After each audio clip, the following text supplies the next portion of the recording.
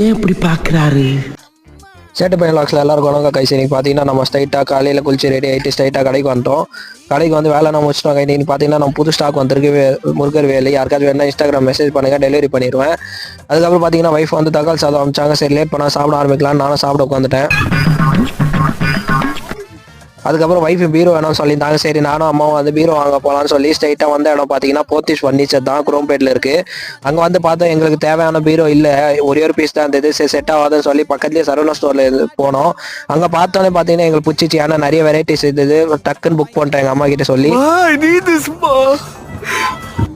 ஆனால் பில்லை பார்த்தா ஷாக் ஆகிட்டேன்.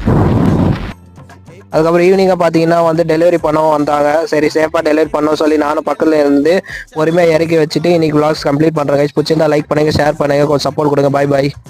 குமுத ஹாப்பி என்னாச்சு? குமுத